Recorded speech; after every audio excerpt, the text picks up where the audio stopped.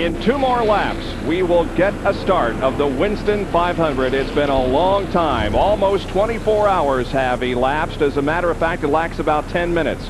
This was the scene on Sunday afternoon at just after 1 o'clock when the rain began to fall. And it fell very, very hard. As a matter of fact, it created lakes and rivers in the Talladega infield. And there you can see one vehicle that was completely submerged. This is home video that was taken in the infield yesterday. They finally got that Jeep out of there and everything is okay. But there was a lot of storm damage in the Talladega area itself. None here at the Speedway to speak of, except for a lot of water.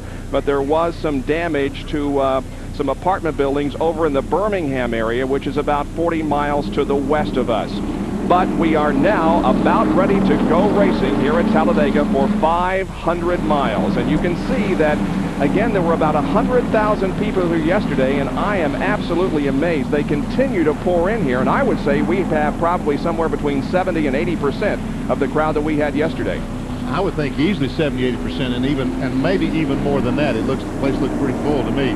We talk about all the rain, and we saw the Jeep in the mud puddle. Well, obviously, if these fellas do happen to have a problem and pull off in the infield, they're not going to be able to. They're going to get stuck. They're not going to be able to move. This coming lap, I believe they're going to be, instead of coming down through the tri-oval, Jerry, they're going to come in through the pit area. Exactly, Bob. They are going to bring them down pit road. You see behind me up pit road, there's still a few areas that may be a little bit damp on the margin of pit road out toward the grass. So what they decided to do for safety reasons is to bring the field out of turn 4, and they will turn them and bring them down pit road here one time. They've gone by and warned all the crews to make sure everyone is off pit road.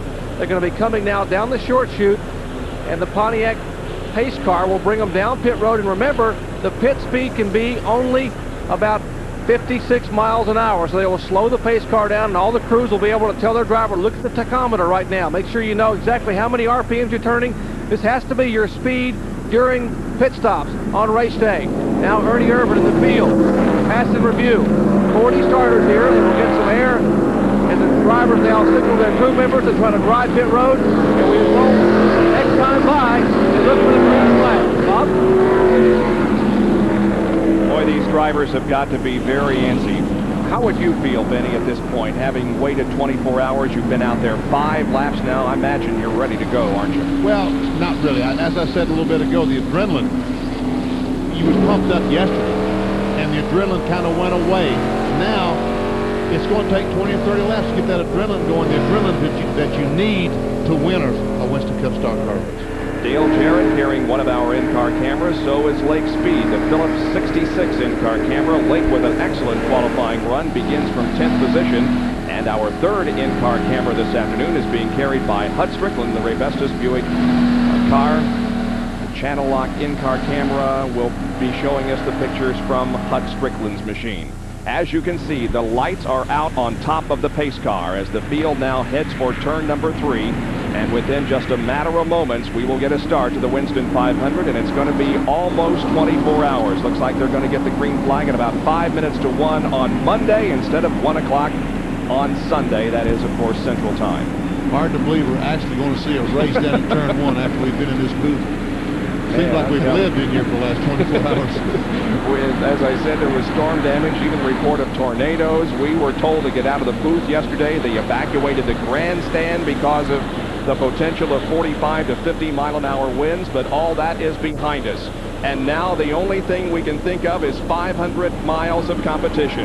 The fans are back for the start of the Winston 500. The pace car pulls off the racetrack and heads for pit road. The 41-car field moves through the tri-oval. Now remember, the starting line here is down toward turn number 1, past the tri-oval. Here comes Ernie Irvin and the others. They begin to accelerate toward the green flag. It is out, and the Winston 500 is finally underway.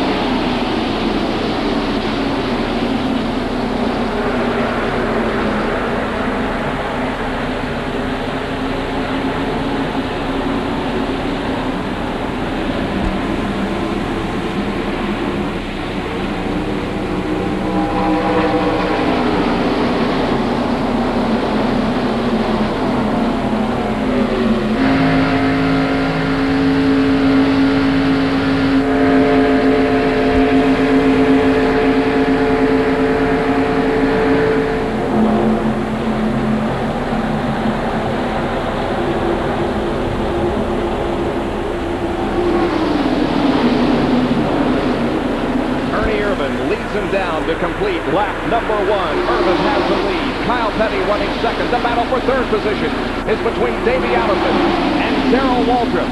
2 by 2 into turn number 1. Boy, look at Darrell Waltrip on the end. Kyle Petty on the outside. Ernie comes down. There's going to be a 3 abreast. Ernie gets sandwiched by Darrell Waltrip on the low side and Kyle Petty on the outside. Remember, drafting is so important here. You don't want to get out of the draft, and it looks like Ernie may be out of the draft in the middle. Now Darrell Waltrip's 3 deep in the middle going in turn 3. Back up to the lead. Kyle Petty, Davey Allison, Ricky Rudd, and here's Earnhardt up to 4th already. Very seldom do you see them get out of the draft in the middle of the pack. Usually it's only either the outside or the inside. Here they come down to complete lap number 2. It's Kyle Petty leading Davey Allison. Ricky Rudd has moved up.